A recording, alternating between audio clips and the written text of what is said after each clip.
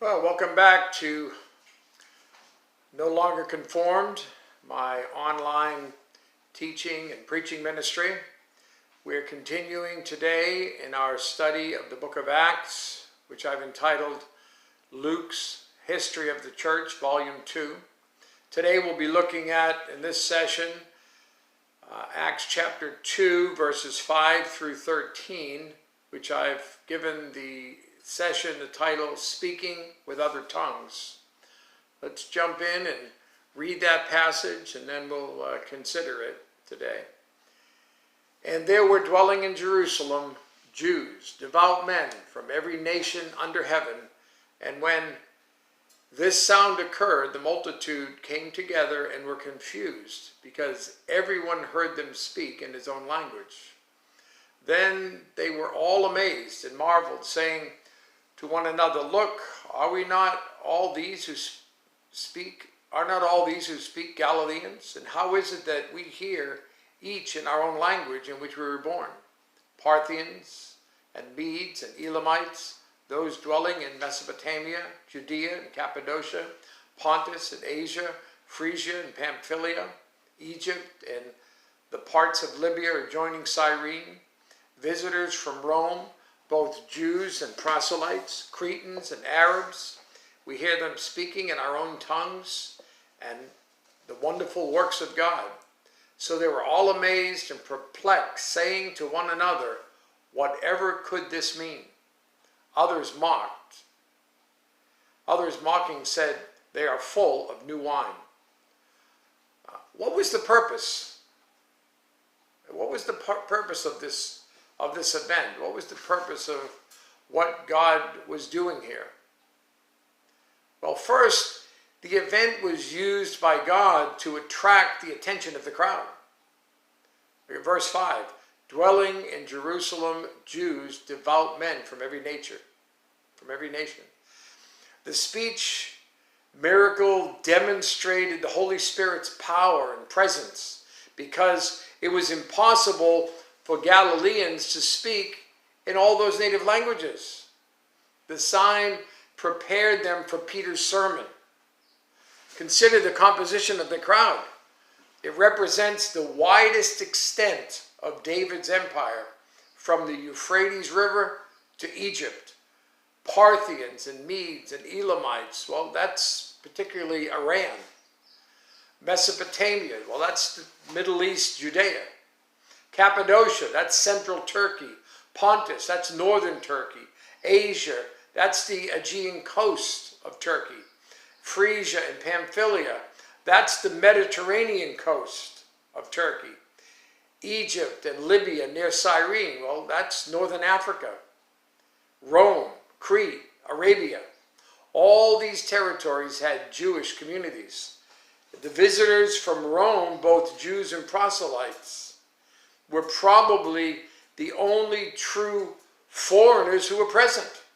Everyone else was residing in Jerusalem for some reason. The response of the crowd to the miracle reveals that God set the stage for what he was about to do, and that is to build the church. Verses 11, the second part of it, down to verse 13, it says, "We hear them speaking in our own tongues the wonderful works of God." So they were all amazed and perplexed, saying to one another, "Whatever could this mean?" Others, mocking, said, "They're full of new wine."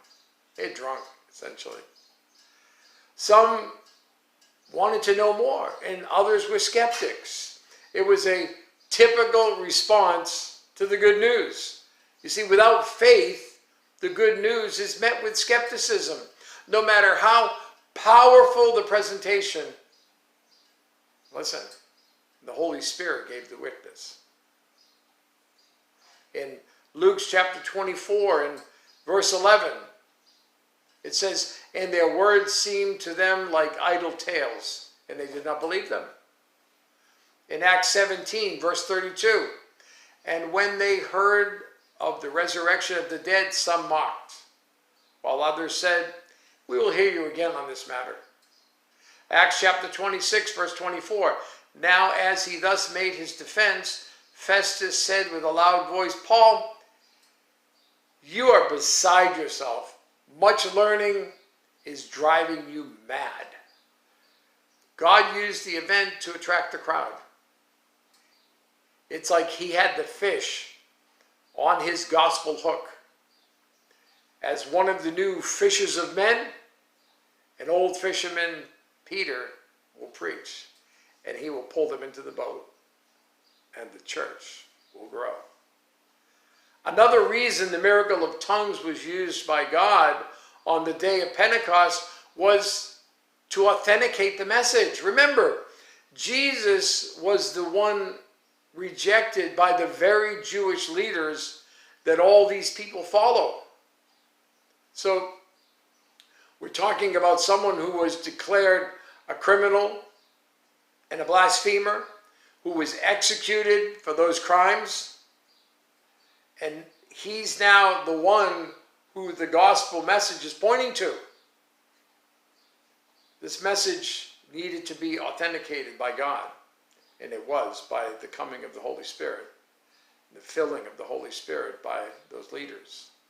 So what's the point of this particular session, this lesson? Where am I going with this?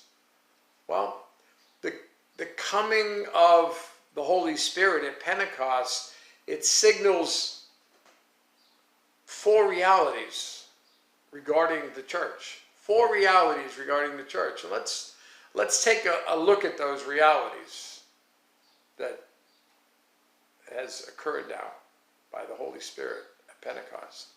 First, the church was empowered for its mission. The witness of the Holy Spirit to Jesus Christ has now begun. And what are the results of the gospel's power? Well, look at verse 41 of this same chapter 2.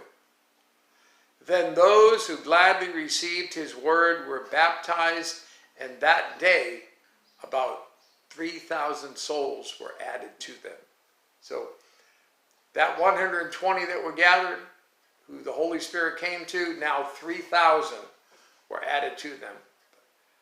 Essentially, the first megachurch was the first church.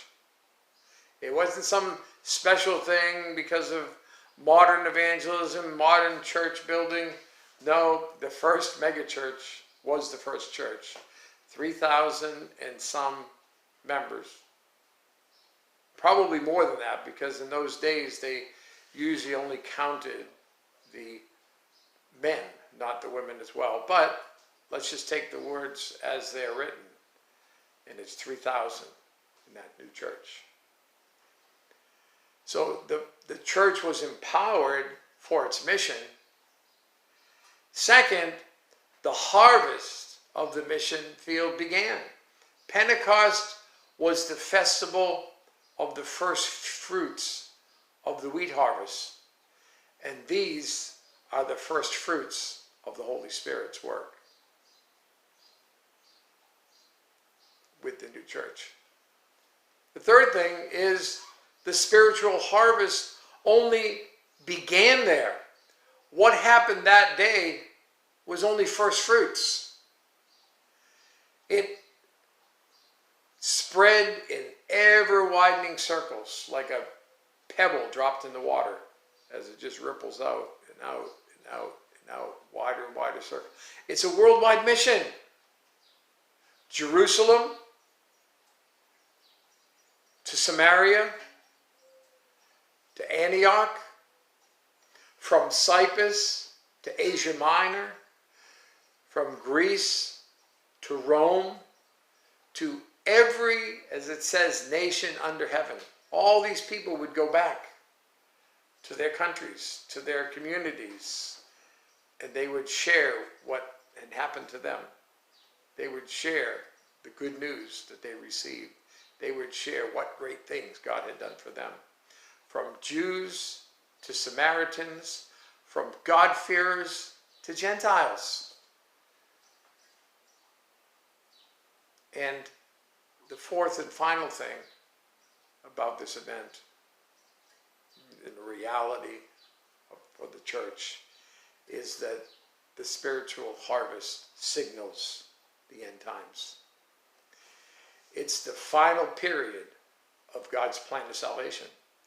He used Jesus to create a people for himself. The coming of the Holy Spirit is the sign that it is the last days.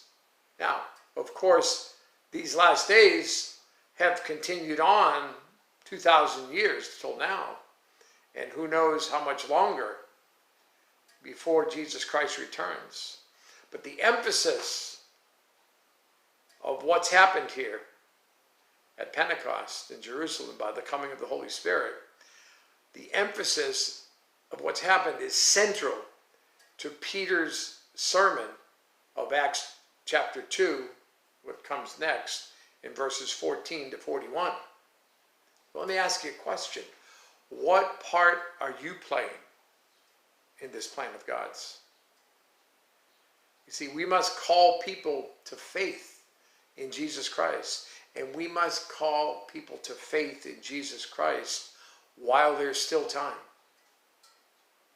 While there's still time for it to be received.